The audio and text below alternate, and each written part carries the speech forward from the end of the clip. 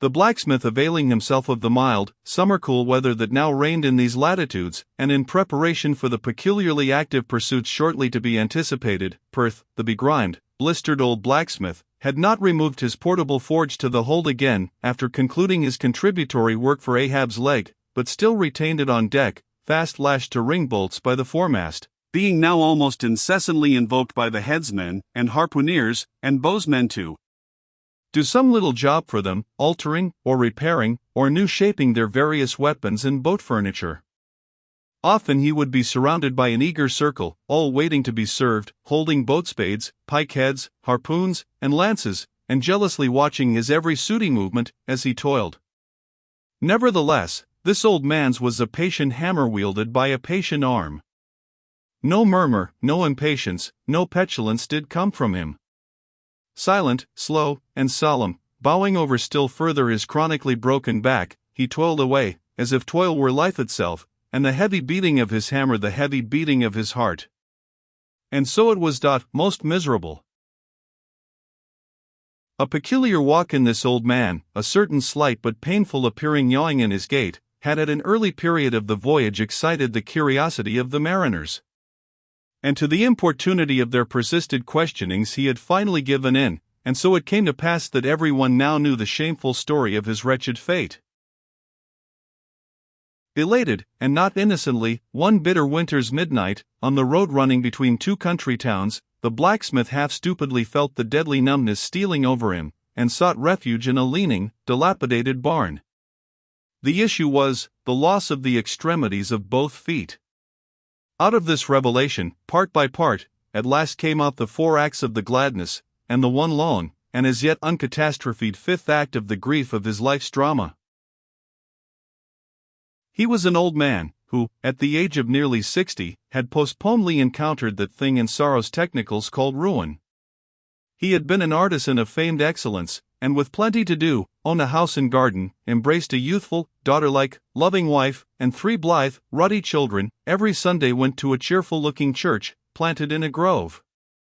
But one night, under cover of darkness, and further concealed in a most cunning disguisement, a desperate burglar slid into his happy home, and robbed them all of everything. And darker yet to tell, the blacksmith himself did ignorantly conduct this burglar into his family's heart. It was the bottle conjurer. Upon the opening of that fatal cork, forth flew the fiend, and shriveled up his home.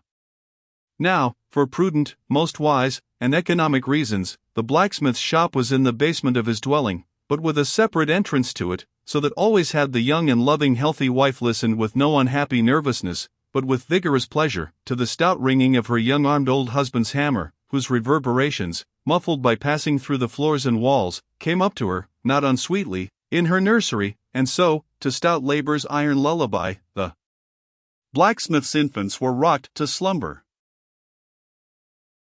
Oh, woe on woe! Oh, death, why canst thou not sometimes be timely?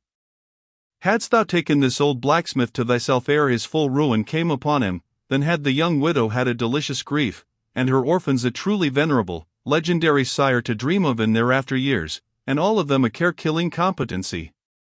But death plucked down some virtuous elder brother, on whose whistling daily toil solely hung the responsibilities of some other family, and left the worse than useless old man standing, till the hideous rot of life should make him easier to harvest. Why tell the whole? The blows of the basement hammer every day grew more and more between, and each blow every day grew fainter than the last. The wife sat frozen at the window, with tearless eyes, glitteringly gazing into the weeping faces of her children. The bellows fell, the forge choked up with cinders, the house was sold, the mother dived down into the long churchyard grass, her children twice followed her thither, and the houseless, familyless old man staggered off a vagabond in crape, his every woe unreverenced, his grey head a scorn to flaxen curls. Death seems the only desirable sequel for a career like this, but death is only a launching into the region of the strange untried. It is but the first salutation to the possibilities of the immense remote, the wild, the watery, the unshored. Therefore, to the death-longing eyes of such men, who still have left in them some interior compunctions against suicide, does the all-contributed and all-receptive ocean alluringly spread forth his whole plain of unimaginable, taking terrors, and Wonderful, new life adventures, and from the hearts of infinite Pacifics, the thousand mermaids sing to them, "Come hither, broken-hearted, here is another life without the guilt of intermediate death, here are wonders supernatural, without dying for them. Come hither. Bury thyself in a life which, to your now equally abhorred and abhorring, landed world, is more oblivious than death. Come hither. Put up thy gravestone, too, within the churchyard, and come hither, till we marry thee." Hearkening to these voices, east and west, by early sunrise, and by fall of eve, the blacksmith's soul responded, I come. And so Perth went a wailing.